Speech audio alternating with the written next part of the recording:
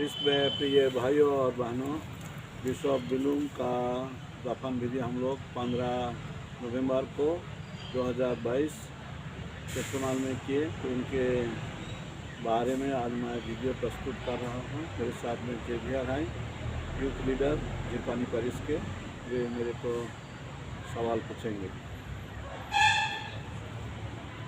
Father, हम लोग जैसे जानते हैं, हम लोग का बिशप स्वामी लेट अल्फोंस बिलूम हम लोग का बीच से गुजर गए हैं। तो हम लोग कुछ उनके बारे जानना चाहते हैं। उनका जीवन यात्रा कैसा था फादर? हम लोग पवित्र बाइबल में उपदेशक ग्रंथ में पढ़ते हैं, 3 अध्याय में हर चीज़ का समय है, जन्म लेने के लिए और मर जाने के लिए, चाहे कुछ रोपने के लिए और कुछ उसको उखाड़ने के लिए। ऐसी एक वचन है जो हम लोग के लिए बहुत ही अर्थपूर्ण है। और हम लोग देखेंगे बिशप स्वामी एक दिन जन्म लिए थे और वे चुने गए प्रभु परमेश्वर से, धर्म प्रदेश का अगुवाई किए और बहुत साल काम करने के बाद भी उनका मरण हुआ। तो उनका जीवन यात्रा के बारे हम लोग देखते हैं। वे 89 साल में मर गए और वे पुरोहित हिसाब से 61 साल काम किए थे और 30 साल धर्म प्रदेश का अगुवाई किए गणितीय हिसाब से। और उनका जीवन देखते हैं, वे पुरोहित बने, प्रोविंशियल बने एसबीडी समाज का। उनका जनरलाइट में सोसाइटी का कंसल्टर चाहे सलाहकार बने और धर्म प्रदेश में विकार जनरल थे और आखिर में बिशप बने। और बिशप बनकर वे 30 साल काम किए थे। तो ये तो एक का जीवन में बहुत ही लंबा समय था और उनका जीवन हम लोग कहेंगे ईश्वर का आशीर्वाद से भरपूर था। तो ये उनका जीवन यात्रा शौक है। तो फादर, हम लोग का बिशप स्वामी उनका धर्म प्रदेश में उनका जीवन यात्रा कैसा था? उनका जीवन यात्रा तो मैं बताया, लेकिन उनका काम के बारे में मैं ये कहूँगा। एक तो है शिक्षा के बारे वे बहुत ध्यान दिए थे। हम लोगों का मिशन स्कूल में शुरू में हम लोग 1/3 मिशन की ओर से शिक्षक लोगों के लिए हम लोग वेतन देते थे और 2/3 सरकार से। और सरकार से पैसा पाने के लिए बहुत समय लगता था, हम लोग उसको ग्रांट की लिए चाहते थे। और इसी सिलसिले में बहुत सारे शिक्षक लोग भी थे जो लोग अनट्रेंड थे और अनट्रेंड रहने के नाते उनको पैसा पाने का बहुत असुविधा था। इसलिए वे सबसे पहले फुल ग्रांट के लिए, उन्हें पूरा वेतन पाने के लिए कोशिश किए। और उसके बाद में ट्रिपल बेनिफिट जो कहते हैं सरकारी तौर से, पेंशन वगैरह और ग्रेचुइटी ये सब, तो ट्रिपल बेनिफिट के लिए बहुत कोशिश की और 1985 साल में इसको हासिल किए थे हमारे जो लीडर थे उस समय, उनके जरिए से।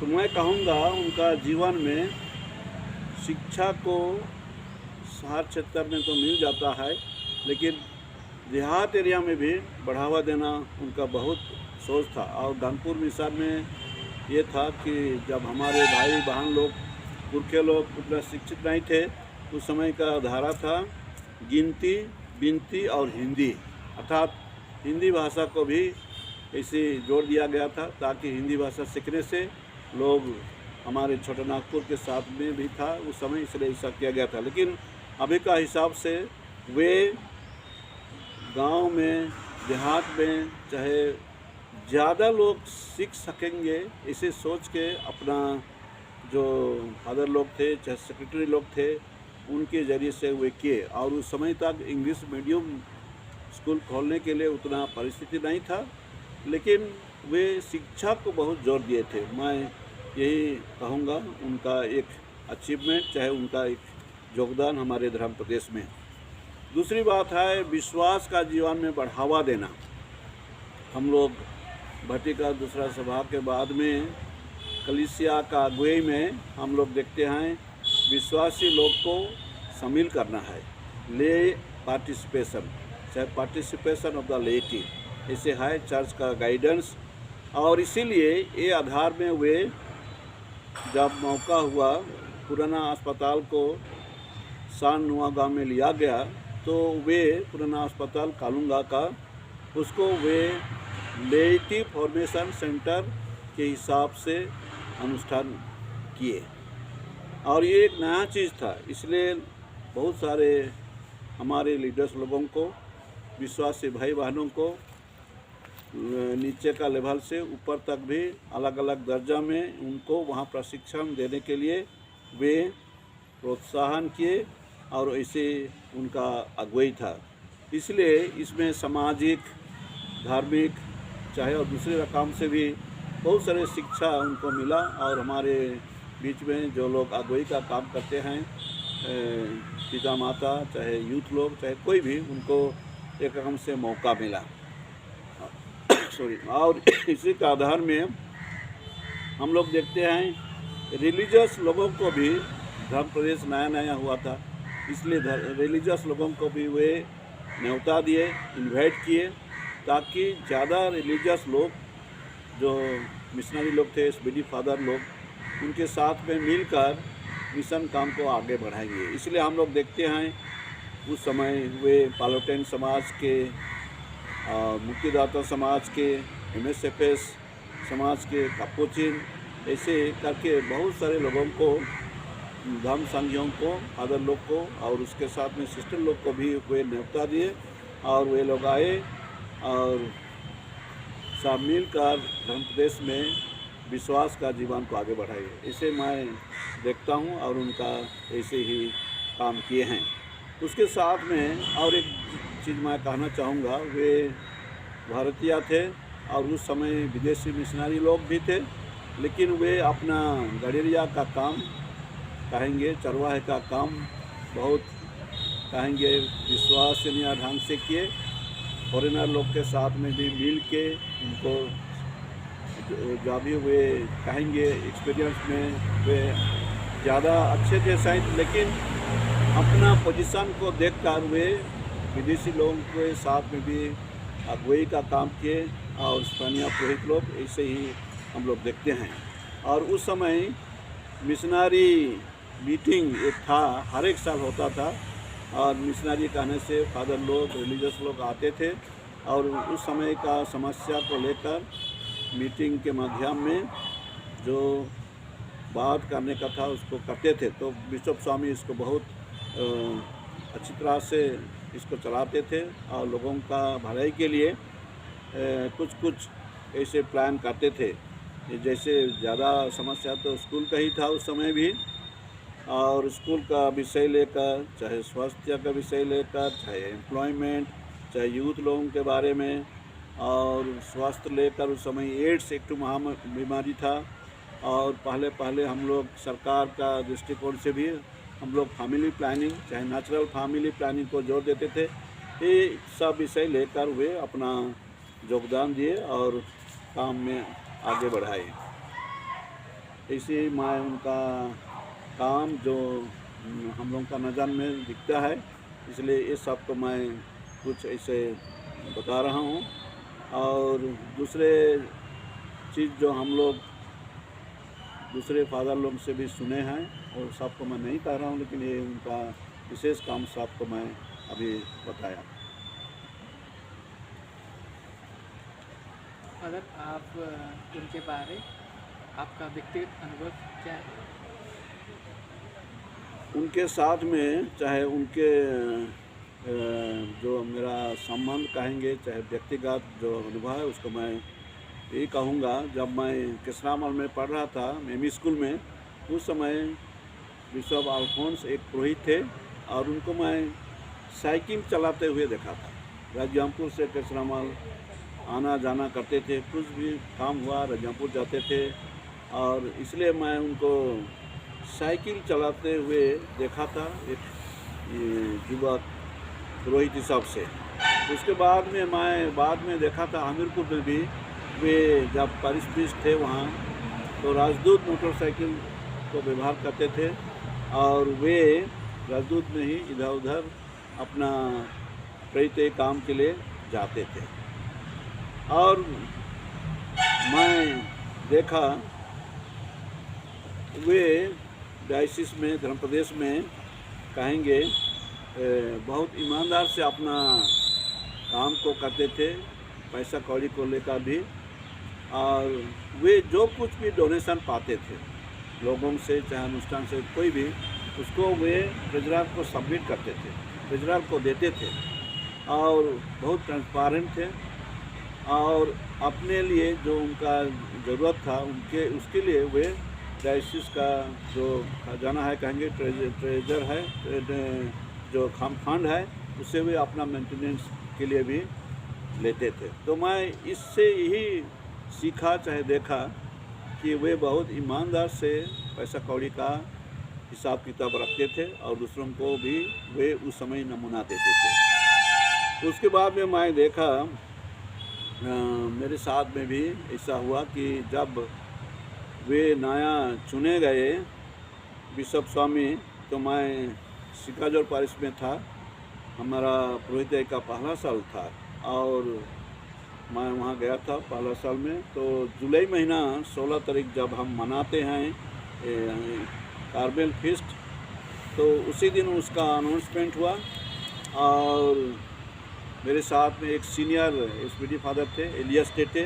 जो पहला बैच का थे, और वे बिशप स्वामी के बारे भी उस समय हमको बताते थे, मैं सुनता था और उसके ज़रिए से भी मैं सुना, चाहे वैसा हमको बताए उनका जीवनी के बारे में, चाहे उनका काम के बारे में, और वे कैसे मिशनरी अनुभव से वे काम करते थे, उसके बारे में हमको मालूम हुआ। फिर और एक व्यक्तिगत कहूँगा, मेरा पुरोहित काम 4 साल के बाद में हमको वे चुने, जब मैं झुनमुर में था और बाइबल का पढ़ाई के लिए रोम भेजने के लिए प्रपोजल दिए। और उसके बाद में मैं मेरा पढ़ाई का काम जो था उसको मैं किया और हमको भी बिशप स्वामी 2 बार अपने ऑफिस में अपना सेक्रेटरी हिसाब से रखे थे और मैं जो कर सका उस समय के हिसाब से मैं किया, जितना मैं ईमानदार से करने का जो सोच था उसको किया। तो ऐसे ही मैं बिशप स्वामी को थोड़ा नज़दीक से भी कुछ ऐसा जानकारी था उस समय में। और मैं देखा बिशप स्वामी कुछ साल के बाद में उनका तबीयत थोड़ा अच्छा तो नहीं रहता था, पता नहीं, मैं सोचता हूँ पेट का भी कुछ बीमारी था कि क्या, चाहे और कुछ दूसरा। तो वो भेलोर शुरू में जाते थे, हम लोग सुनते थे, चाहे जानते थे कि वो भेलोर गए हैं ट्रीटमेंट के लिए, आ जाते थे, फिर और कितना महीने के बाद लाहौर जाते थे, ऐसा भेलोर आना जाना करते थे। लेकिन हरी तौर से उनका स्वास्थ्य तो ठीक ही था, लेकिन वैसे दवा और ऐसे लेते थे। तो उसके बाद में हम लोग देखते हैं बिशप स्वामी जब रिटायर हो गए, हम लोग जानते हैं बिशप स्वामी लोग 75 साल होने से रिटायर हो जाते हैं, ये गिरजा का कानून लोग का नियम है। इसलिए रिटायर होने के बाद में भी जब वे अच्छे स्वास्थ्य में थे, तो शुरू में बिशप जॉन बारवा के साथ में और बाद में बिशप किशोर कुमार कुजूर के साथ में 2013 के बाद में अपना बिशप स्वामी का जो काम होता है, रीड कारण संस्कार देना, अभिषेक देना, चाहे और ऐसे कुछ ऐसे रहता है जिसको भी सब लोग केवल करते हैं, ऐसे काम में वो बहुत दिलचस्पी से मदद कर रहे थे। और जब ज़्यादा ही उम्र में कहेंगे ढल गए, चाहे उम्र होने के बाद में वे आखिरी 3-4 साल थोड़ा मैं सोचता हूँ तकलीफ़ में थे, कारण कि जैसे सुनते थे उनको कभी नवा गाँव लेते थे और कभी अलग अलग जगह में भी लिए थे। और जब उम्र ढल गया तो उनका